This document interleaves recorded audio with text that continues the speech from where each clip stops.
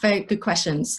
So I will answer this question from insider sources news rather than what you read in the media. That I spoke to a few people: Chinese property agency, Chinese tier one immigration firm, Chinese property lawyer, and that's what they told me. So it's very objective and factual. So the good news is no, that Chinese investors, both at institutional level and high level of individual, are still actively buying at this time. And I will give you 3 reasons. The first reason is really just because of weaker pound.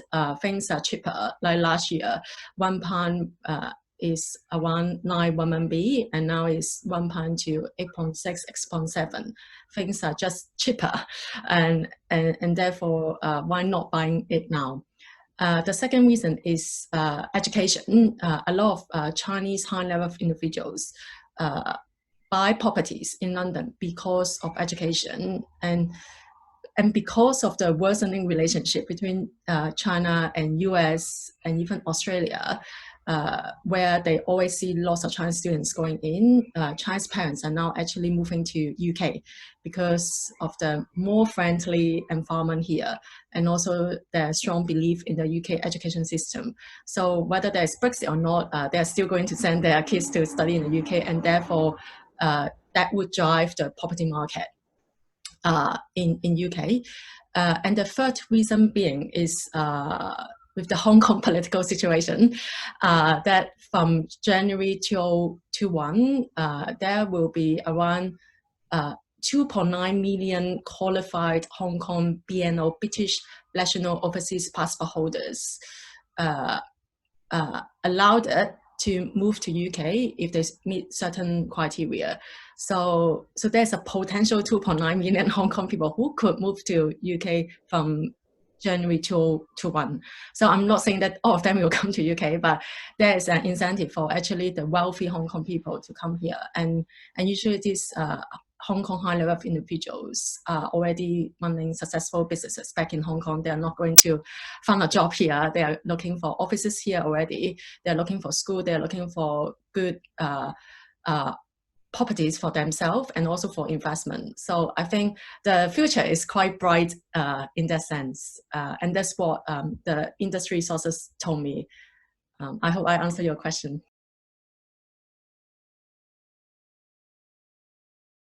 So first, I want to say that Chinese people are not scary. Like we are not difficult to deal with because I thought there are sometimes people thought, oh, I have to speak Chinese. No, you don't need to.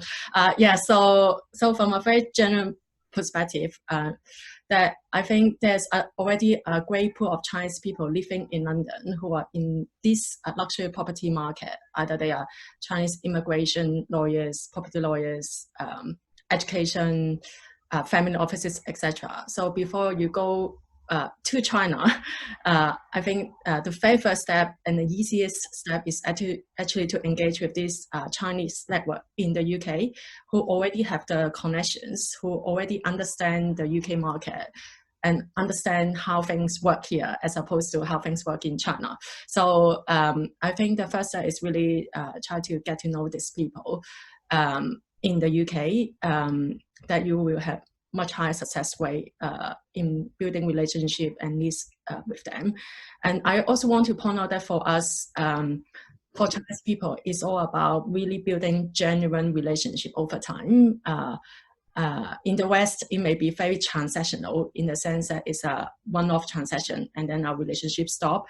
When our contract ends, it stops. But for Chinese people, very much our way of working is very family in the sense that I don't disappear even though our transaction finished, that we still maintain the friendship. It's very friendship based. So yes, so I think the tips is really try to invest in some time to understand the culture, how we do things. It's always about values. How are you adding values to my life, to what I'm trying to buy? And then trying to meet with these Chinese people who are already based here to get their advice that you get much faster and successful relationships with the end buyers in China or anywhere in the world. So that would be my advice to, as a very first step, to engage with the Chinese market.